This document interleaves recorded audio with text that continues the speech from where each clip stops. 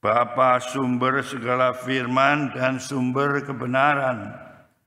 Tuhan Yesus Kristus, firman yang sejati yang telah tinggal di tengah-tengah kami, yang memberikan firman yang tertulis maupun firman yang harus kami ucapkan.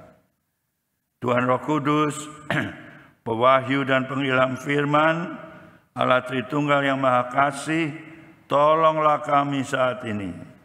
Kami akan membaca dan merenungkan firman Tuhan. Urapilah hamba, urapilah seluruh jemaat. Supaya firman yang kami baca, firman yang kami renungkan, sungguh-sungguh kami pahami dan kami laksanakan oleh pertolongan Tuhan. Terima kasih Tuhan. Kami saat ini mulai akan membaca dan merenungkan firman. Kami mohon Tuhan bersabda kepada setiap kami. Di dalam nama Tuhan Yesus Kristus, Juru Selamat kami yang hidup, kami sudah berdoa. Amin. Menanti buah. Itu adalah tema yang akan kita renungkan bersama-sama pada pagi hari ini. Menanti buah. Untuk itu kita akan membaca bagian firman Tuhan dari Kolose.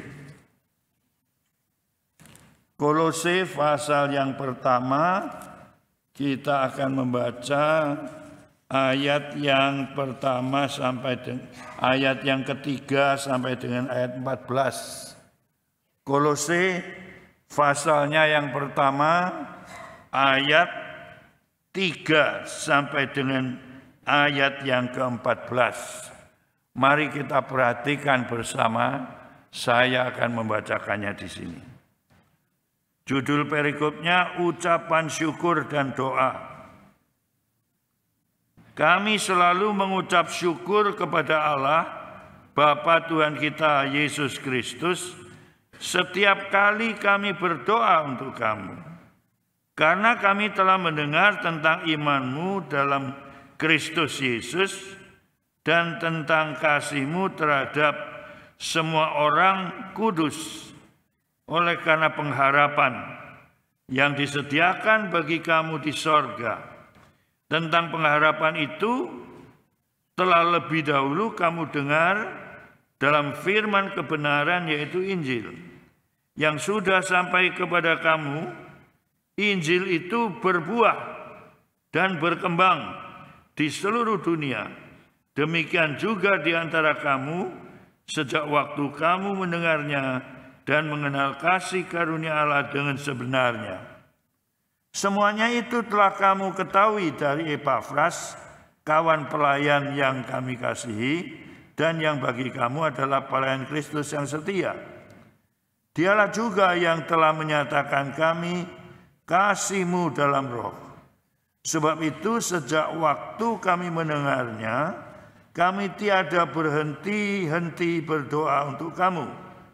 Kami meminta supaya kamu menerima segala hikmat dan pengertian yang benar untuk mengetahui kehendak Tuhan dengan sempurna, sehingga hidupmu layak di hadapannya, serta berkenan kepadanya dalam segala hal, dan kamu memberi buah dalam segala pekerjaan baik dan bertumbuh dalam pengetahuan yang benar tentang Allah, dan dikuatkan dengan segala kekuatan yang oleh kuasa kemuliaannya untuk menanggung segala sesuatu dengan tekun dan sabar, dan mengucap syukur dengan sukacita kepada Bapa yang melayakkan kamu untuk mendapat bagian dalam apa yang ditentukan untuk orang-orang kudus di dalam kerajaan terang. Ia telah melepaskan kita dari kuasa kegelapan dan memindahkan kita ke dalam kerajaan anaknya yang kekasih. Di dalam Dia kita memiliki penebusan kita, yaitu pengampunan dosa. Demikianlah firman Tuhan yang menjadi dasar perenungan kita yang dijuduli menanti buah. Menanti buah, menantikan buah. Itu adalah judul dari perenungan kita. Menantikan buah. Menantikan itu berarti perlu waktu. Orang menanti itu berarti menunggu sesuatu. Sesuatunya belum ada atau sesuatunya belum datang. Atau seseorang belum datang. Kita menanti. Berarti ada waktu yang diperlukan untuk menanti. Jadi tidak ujuk-ujuk segalanya jadi, segalanya datang, orangnya tahu-tahu datang, tidak perlu waktu, tidak bisa. Namanya menanti selalu memerlukan waktu, saya katakan. Menanti itu memerlukan kesabaran. Ya, betul enggak? Kalau menanti sabar enggak? Biasanya enggak sabar. Kalau menanti biasanya tidak sabar. Aduh, kapan datang? Aduh, kok enggak datang-datang? Aduh, kok lama sekali? Aduh, bosan aku nunggu. Dan lain-lainnya. Tapi menanti tidak bisa tidak, perlu kesabaran. Menanti sesuatu itu kalau tidak sabar, rasanya tambah lama, saudara. Nah, coba kalau saudara menanti dengan tidak sabar kan gemuruh di sini nih perasaannya. Waduh suwi ini, waduh lamanya, waduh begini, waduh begitu.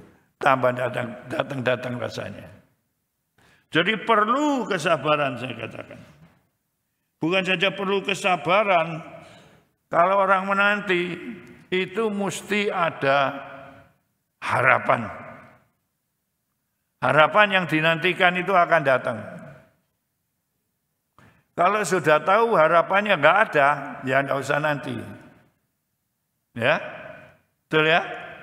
Kalau kita sudah tahu, waduh, yang diharapkan ternyata tadi sudah telepon nggak jadi datang. Ya sudah, harapannya nggak ada. Kalau nggak diharapkan lagi, ya nggak usah dinanti-nanti lagi kan. Jadi saudara, 3 hal itu saudara tangkap ya. Menanti buah. Menantikan buah. Kita berharap di dalam kehidupan kita ini, kita akan menuai buah. Jadi kita sabar menanti. Kita menanti dengan penuh kesabaran, kita menanti dengan harapan bahwa memang nanti akan timbul buah. Karena menantikan buah temanya. Di rumah saya, di halaman rumah saya, itu tempo hari ada pohon papaya. Sudah ditegur sekarang, karena mati. Waktu masih hidup, dia kalau sudah mulai berbunga, lah kami ini menanti-nanti. Kenapa menanti? Karena saya punya harapan. Harapannya nanti buahnya kalau sudah keluar, harapannya buahnya manis. Jadi kita sabar nunggunya. Waktu masih berbunga, lalu mulai ada buah yang kecil. Kalau tidak sabar, cepat-cepat dipetik. Buahnya ya pahit. Jadi apa? Menanti dengan sabar. Buahnya supaya bertumbuh. pas tanah halaman saya subur. Tidak usah dipupuk-pupui, dia terus bertumbuh. Akhirnya buahnya muncul. Entah buah Thailand, entah buah papaya Amerika Latin, entah buah papaya apa, enggak besar-besar amat, tapi sudah mulai masak, menguning, akhirnya masak benar, dipetik, dikupas, dimakan. Waduh, segernya, enaknya bukan main. Jangan ngiler ya. Saya tidak berusaha bikin saudara ngiler di sini. Nah ini saya pakai ini sebagai contoh. Ada lagi saudara, di halaman rumah saya ada pohon jeruk purut saudara. Jeruk purut tahu ya? Yang dibuat masak itu jeruknya. Jeruk purut saya itu berbuah gembel. Buah jeruk purut saudara. Bentuknya bulat, kulitnya kasar, buah jeruk purut itu. Wah, buahnya gembel, saudara. Gembel itu banyak sekali. Nah, saya tunggu, sabar menanti lagi. Kalau masih hijaunya hijau-hijau, hijaunya sangat hijau, jangan dikutik-kutik. Nunggu sampai mulai kuning. Nah, itu mulai saya coba memetik satu. Apa yang enaknya jeruk purut? Jeruk purutnya enak untuk masak. Kalau jeruk buahnya purut, mau dimakan, nggak enak. Tapi saya potong, saya peres. Wah, saya kasih air dingin, saya kasih Tropicana Slim, karena tidak makan gula saya. Tapi itu Tropicana Slim itu juga bukan yang saya pakai biasanya. Ini saya kasih umpama supaya ngerti. Kalau saya bilang tak kasih Splenda, sampai tidak ngerti Splenda. Splenda itu saingannya Tropicana Slim, jauh lebih baik dari Tropicana Slim. Saya kasih itu manis-manisan. Saya minum dingin-dingin. Saya ini suka es, saudara. Jadi kalau ngasih minum saya, jangan yang hangat-hangat, susah saya. Kasih yang dingin.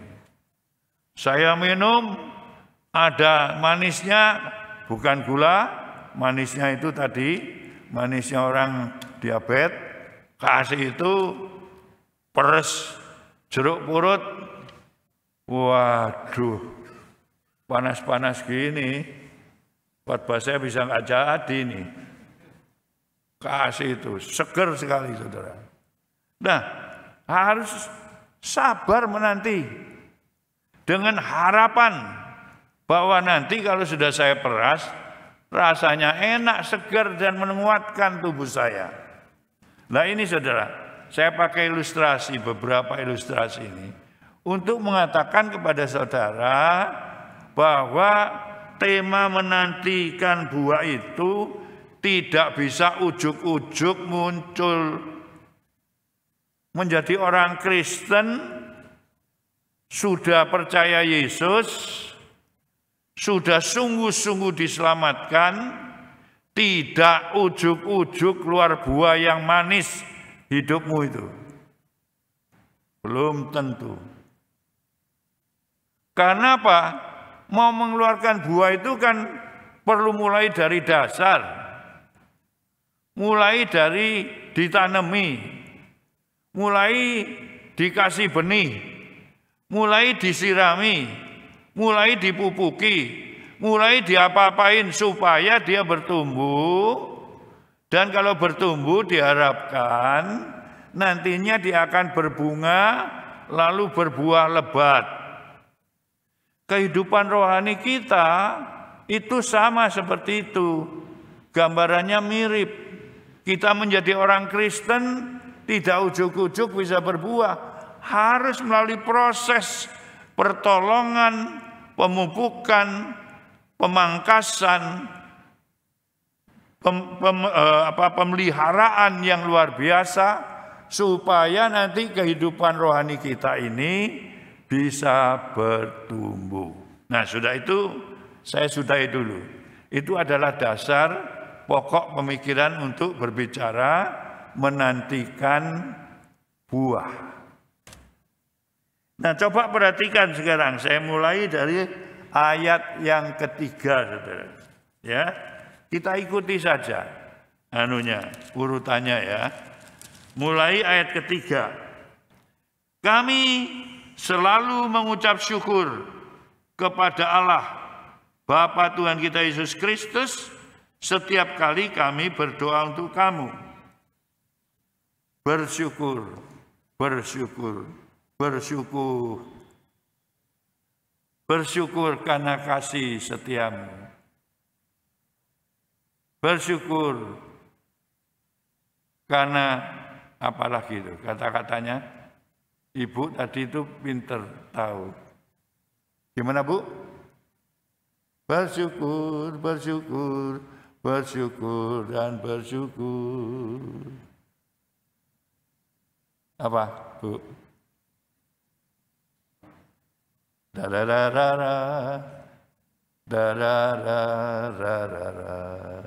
Ya, sudah dah. Saudara banyak yang tahu.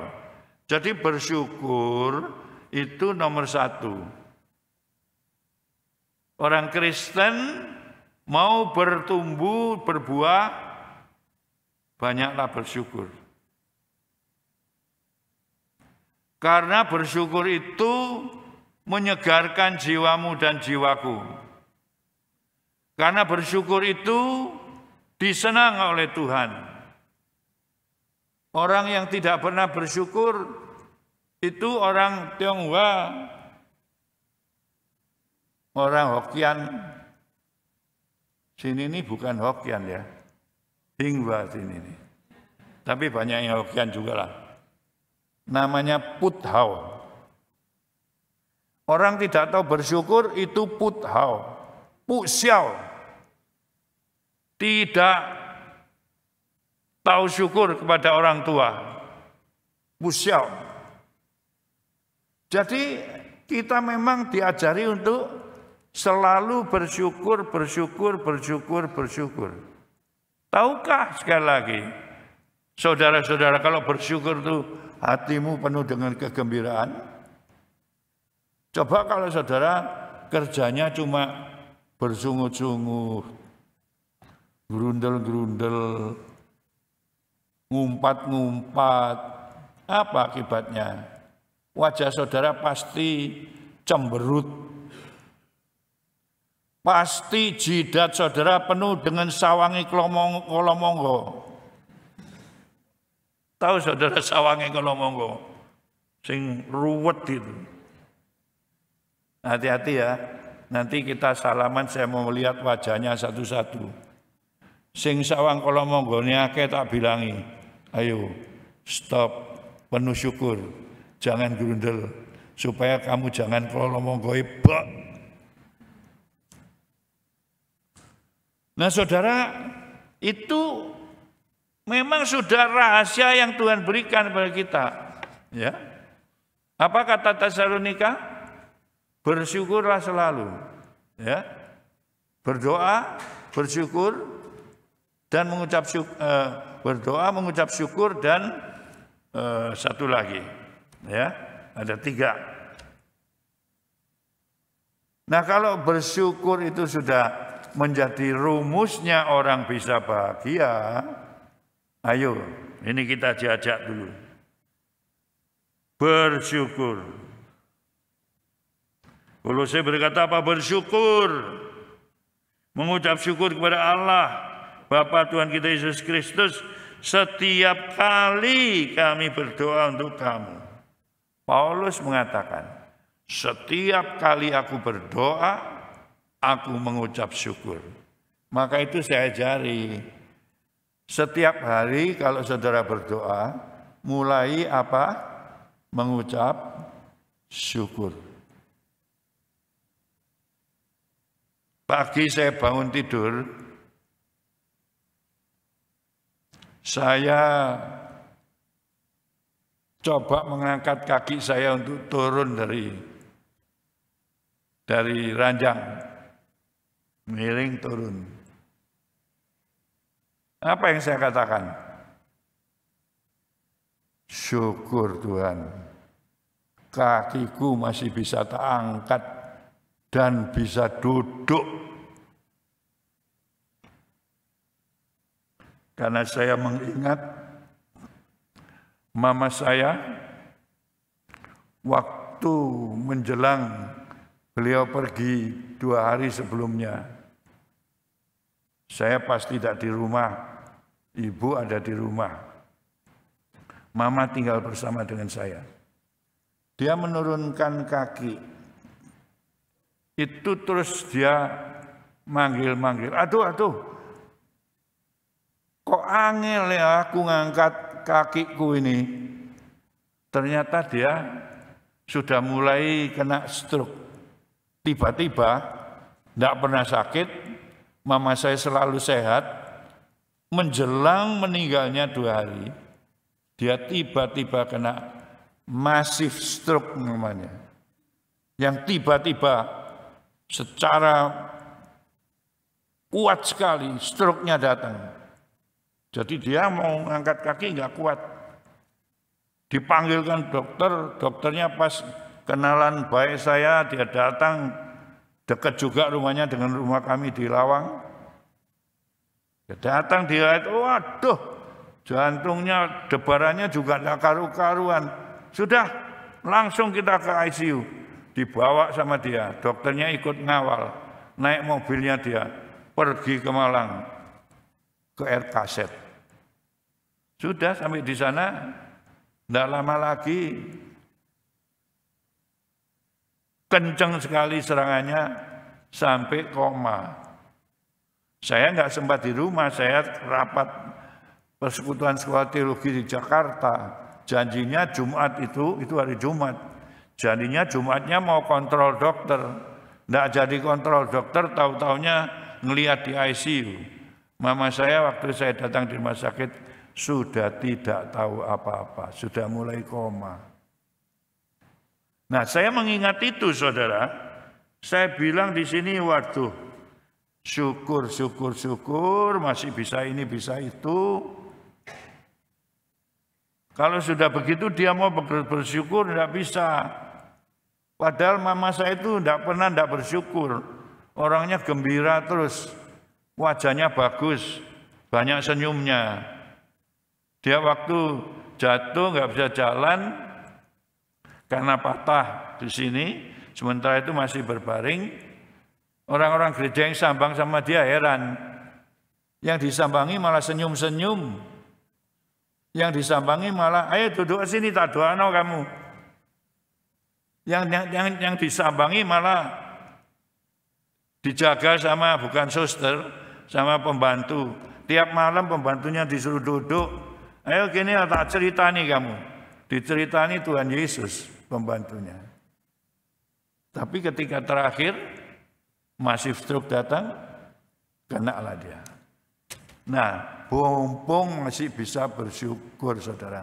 Syukurlah terus. Jangan lupa bersyukur. Setiap saat, setiap hari, setiap waktu, setiap pagi sampai malam, hidupmu harus penuh syukur. Karena Tuhan itu sangat baik. Tuhan tidak pernah meninggalkan kita. Tuhan tidak pernah membiarkan kita sendiri. Tuhan selalu menjaga kita. Tuhan selalu mendampingi kita di dalam segala suasana. Maka bersyukurlah selalu. Nah, itu ayat yang ketiga, saudara. Bersyukur untuk apa? Di dalam ayat 4 dan selanjutnya, karena kami telah mendengar tentang imanmu dalam Kristus Yesus, dan tentang kasih-Mu terhadap semua orang kudus. Ada iman, ada kasih. Ayat 5, oleh karena pengharapan yang disediakan bagi kamu di sorga. Ada pengharapan sorgawi. Jadi apa? Syukur untuk iman, kasih, dan pengharapan surgawi. Sing wang ai, kata bahasa Mandarin. Iman, kasih, dan pengharapan. Sing wang, wang itu pengharapan, ai itu kasih. Jadi kita itu diminta Tuhan melalui Kolose ini untuk bisa menantikan buah itu. Ini ingredients-nya, ini adalah bahan-bahan dasarnya. Tuhan mau kita bersyukur supaya subur, bersyukur untuk mengeluarkan iman, kasih, dan pengharapan. Buah mau tumbuh harus punya kepercayaan. Percaya bahwa pohon kita akan bertumbuh. Percaya bahwa iman kita bertumbuh. Percaya bahwa diri kita ini buah yang akan muncul akan bertumbuh. Bahkan bukan hanya percaya, kita juga punya cinta kasih untuk memelihara hidup kita. Supaya hidup kita ini bertumbuh imannya. Punya cinta kasih kepada Tuhan Yesus. Untuk mohon pertolongan Tuhan terus. Dengan cinta kasih Tuhan, kita pun akan dikuatkan, ditumbuhkan. Lalu harus kita ada pengharapan bahwa Tuhan itu memang yang bisa diharapkan. Yang bisa diharapkan itu akan menolong kita menjadi orang Kristen yang tangguh, yang bisa beriman, yang bisa mempunyai kasih kepada banyak orang dan kepada Tuhan, dan yang mempunyai pengharapan nanti kita akan mengeluarkan buah-buah macam-macam yang akan disebut di belakang di sini. Nah, saudaraku sekalian, Tuhan menghendaki kita sungguh-sungguh bersyukur karena iman, kasih, dan pengharapan kita. Selain itu, saudara, nanti kata ayat yang ke-6 dikatakan yang sudah sampai kepada kamu. Apa yang sudah sampai? Berita Injil itu sudah sampai kepada kamu. Injil itu berbuah dan berkembang di seluruh dunia. Demikian juga di antara kamu sejak waktu kamu mendengarnya dan mengenal kasih karunia Allah dengan sebenarnya. Injil itu akan apa? Berbuah. Dari dalam kita setelah percaya, Injilnya berbuah. Mengeluarkan buah di dalam hidup kita dan melalui hidup kita. Bahkan buahnya itu akan berkembang sampai ke seluruh dunia. Nah, sesuai dengan amanat agung. Pergilah, jadikan sekalian bangsa muridku, baptislah mereka dalam nama Bapa, Putra, dan Roh Kudus, dan ajarlah mereka apa yang telah aku pesankan kepadamu. Ingatlah, aku menyertai kamu sampai akhir zaman. Amanat agung itu tidak berdiri sendiri. Dia punya latar belakang panjang, bahkan punya kelanjutan. Kolose ini melanjutkan apa yang dikatakan di dalam amanat agung tadi. Bahwa kita sejak Injil itu kita kenal, lalu Injil itu berbuah, buahnya terus sampai kemana-mana. Buahnya timbul, buahnya sampai berkembang di seluruh dunia. Injil yang sudah kita percaya itu harus kita teruskan sehingga berkembang sampai ke seluruh bumi. Saudara, kita mungkin punya tekad untuk memberitakan Injil. Tadi itu di mana ya? Saya lihat ada tulisan-tulisan di salah satu kertas di situ saya lihat kita itu diharapkan memberitakan Injil. Ya. Ada ya? Tujuan pemberitaan Injil. Pak Andi, tujuannya Elion juga memberitakan Injil loh. Amanat agung memberitakan Injil. Kita tidak boleh bungkam. Kita harus membuka mulut, membuka hati, membuka pikiran, membuka suara kemana-mana, lewat segala macam medium, supaya Injil dapat disampaikan ke seluruh Surabaya, Indonesia, dunia, dan sepanjang masa di mana-mana. Itu kewajiban panggilan kita. Kalau kita mau menanti buah, tidak bisa tidak memberitakan Injil. Kalau kita tidak memberitakan Injil, nanti siapa yang mendengar? Kalau tidak ada yang mendengar, siapa yang percaya?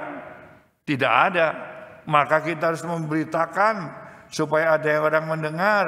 Dan Roh Kudus akan membuat orang yang mendengar Injil menjadi percaya.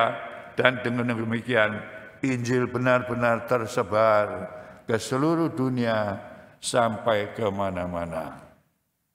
Saya maju lagi. Injil berbuah, berkembang, mulai dari kasih karunia. Efesus pasal 2 mengatakan, kamu diselamatkan karena kasih karunia dan oleh iman. Karena kasih karunia oleh iman. Iman adalah bagian kasih karunia. Karena anugerah itu menimbulkan iman, memberikan iman kepada orang yang nanti mendengarkan Injil. Nah, saudara, ini tidak berdiri sendiri. Sekali lagi Tuhan menghendaki sungguh-sungguh kasih karunia itu dialami oleh orang-orang yang nanti mendengarkan Injil. Siapa yang mengerjakan itu? Itu bukan hasil karya kita, kata Tuhan. Itu bukan pekerjaan kita, tetapi semata-mata pemberian Tuhan.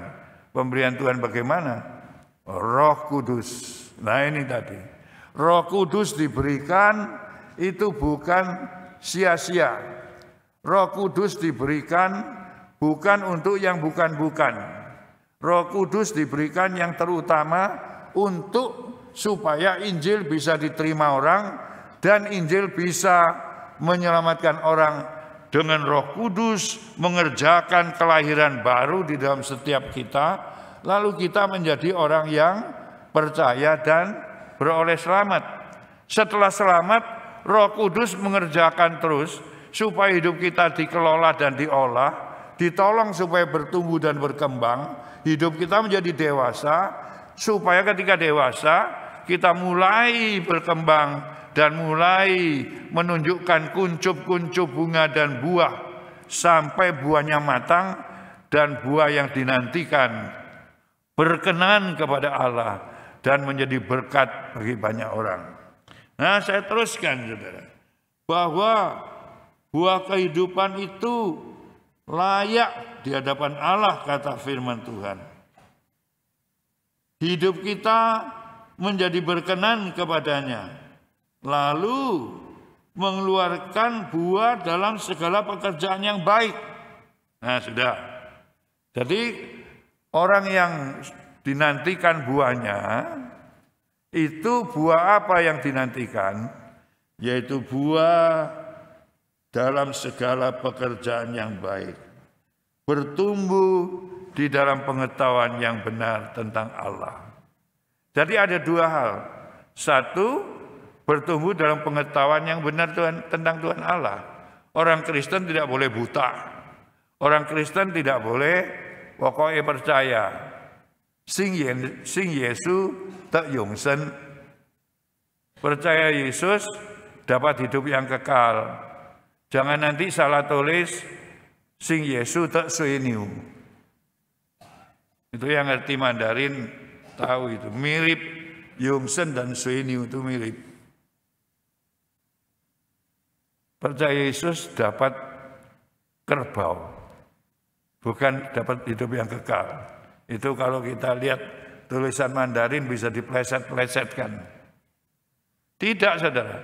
Kita percaya Yesus beroleh hidup yang kekal. Karena apa? Sungguh-sungguh Tuhan itu mengaruniakan. Imannya dikaruniakan kepada kita, supaya kita bisa timbul kepercayaan kepada Yesus. Dan ketika mempunyai kepercayaan kepada Yesus yang dikerjakan oleh Roh Kudus, Dia sekaligus membuat kita percaya, dan itu bukan hasil usaha kita. Tidak cukup di situ, saudara. Jangan pikir kalau sudah percaya Yesus sudah cukup. Belum apa? Karena saudara belum selesai tugasnya. Karena Tuhan berkata apa, saudara? Kalau kita sudah percaya itu kita mengeluarkan hasil, mengeluarkan buah. Buah apa? Segala pekerjaan yang baik, bertumbuh dalam pengetahuan. Ada dua. Satu, bertumbuh dalam pengetahuan yang benar, mengenal Tuhan Allah dengan benar. Yang kedua, kita mengeluarkan buah-buah pekerjaan baik. Maka itu di dalam surat Efesus itu tidak berhenti, saudara. Saya bacakan Efesus pasal 2. Efesus pasal 2 itu mengatakan demikian. Sebab karena kasih karunia kamu diselamatkan oleh iman. Itu bukan hasil usahamu tetapi pemberian Allah. Itu bukan hasil pekerjaanmu. Jangan ada orang yang memegahkan diri. Tidak stop sampai di situ. Dikatakan selanjutnya, karena kita ini buatan Allah, diciptakan baru oleh Allah, lahir baru oleh Allah. Kita diciptakan oleh Allah dalam Kristus Yesus untuk, perhatikan kata untuk. Tujuan diciptakan baru, tujuan dijadikan orang Kristen untuk melakukan pekerjaan baik. Nah, sudah ya. Ada orang memang salah ngerti. Biasanya orang Tionghoa mengatakan, kalau saudara berbuat baik, saudara bisa selamat. Ini tidak. Kalau saudara selamat, saudara bisa berbuat baik. Kebalikannya. Selamat dulu. Saudara diselamatkan karena iman. Karena anugerah. Oleh iman. Iman alat untuk supaya saudara bisa menerima anugerah. Itu bukan pekerjaanmu, itu pemberian Allah. Itu untuk apa? Diberi Allah hidup untuk melakukan pekerjaan baik yang dipersiapkan Allah sebelumnya. Ia mau supaya kamu hidup di dalamnya. Jadi saudara perhatikan sekarang, tidak cukup percaya Yesus masuk surga. Percaya Yesus masuk surga, masuk surganya cukup. Tapi belum selesai tugas saudara. Setelah masuk surga, sudah ditetapkan surganya. Kapan masuk surga? Tidak tunggu nanti. Kalau mati baru masuk surga. Sekarang di sini, kau masuk surga. Kau sudah dihitung warga kerajaan surga. Kalau sudah demikian, itu tujuannya untuk melakukan pekerjaan baik, singsan. Melakukan pekerjaan baik untuk apa? Untuk kemuliaan Allah. Untuk kebaikan orang banyak. Untuk supaya nama Tuhan dipermuliakan di mana-mana. Nah, saudara, ini sudah sampai pada penghujung berita kita. Kita diberi pembebasan dari kegelapan menuju terangnya yang ajaib. Kita diselamatkan dari kegelapan neraka, maut, dan iblis.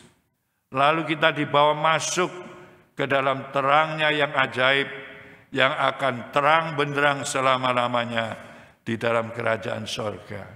Sebab itu marilah kita bertekad pagi hari ini, kita berjanji kepada Tuhan, Tuhan terima kasih, Tuhan sudah menyelamatkan saya, Saya bertekad sekarang untuk mau dengan iman, dengan kasih, dengan pengharapan melakukan segala pekerjaan baik yang berkenan kepada Allah, memuliakan Allah, dan menjadi berkat bagi banyak orang. Maukah saudara? Maukah saudara? Maukah saudara? Nah, gitulah. Belum wayani tidur, jangan tidur. Mau. Sungguh-sungguh aku yakin, aku tekun, aku bertekad mau menjadi orang yang dikehendaki seperti firman yang telah kita renungkan. Mari kita berdoa dan berserah kepada Tuhan. Saya persilakan Bapak Pendeta, Bapak Pendeta siapa? Ya, sudah disebutkan.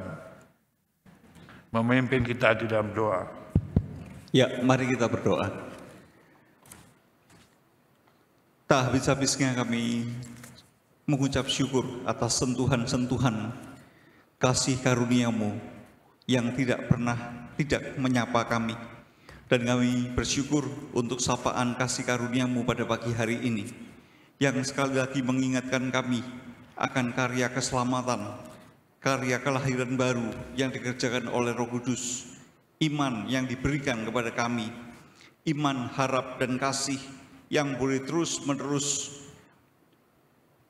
dikerjakan oleh Roh Kudus itu sendiri di dalam diri kami, sehingga kami boleh terus-menerus mengembangkan apa yang sudah Tuhan berikan kepada kami. Kami bersyukur karena Tuhan telah mempersiapkan kami untuk satu pekerjaan baik. Kami bersyukur bahwa Tuhan mengingatkan kami bahwa kami bukan hanya dipanggil untuk mati dan masuk ke surga, tetapi sepanjang kami hidup, kami dipanggil untuk melakukan apa yang Tuhan percayakan kepada kami. Kami berdoa, biarlah di dalam hubungan kami dengan Kristus, ketika kami terus menempel kepada Kristus, kami boleh terus berbuah bagi Kristus. Kami bersyukur dan kami berdoa, biarlah Tuhan sendiri memampukan kami, memberikan kekuatan kepada kami, sehingga kami juga boleh menjadi pelaku firman, bukan hanya menjadi pendengar firman. Terima kasih atas firman-Mu, dan biarlah firman-Mu boleh bekerja di dalam hidup kami. Inilah doa kami, inilah permohonan kami, yang kami panjatkan dengan iman di dalam nama Tuhan Yesus Kristus. Amin. Amin.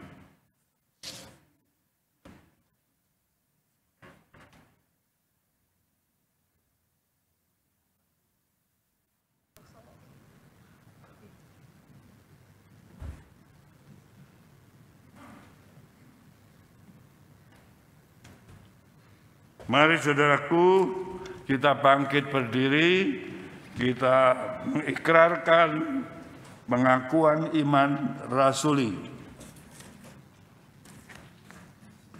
Pengakuan iman rasuli. Aku percaya kepada Allah, Bapa yang Maha Kuasa, Khalik langit dan bumi, dan kepada Yesus Kristus, anaknya yang tunggal Tuhan kita, yang dikandung dari Roh Kudus, lahir dari anak darah Maria, yang menderita sengsara di bawah pemerintahan Pontius Pilatus, disalibkan, mati dan dikuburkan, turun ke dalam kerajaan maut. Pada hari yang ketiga, bangkit pula dari antara orang mati, naik ke sorga, duduk di sebelah kanan Allah Bapa yang Maha Kuasa. Dan dari sana ia akan datang untuk menghakimi orang yang hidup dan yang mati. Aku percaya kepada Roh Kudus, gereja yang kudus dan am, persekutuan orang kudus, pengampunan dosa, kebangkitan tubuh, dan hidup yang kekal. Amin. Silakan duduk kembali.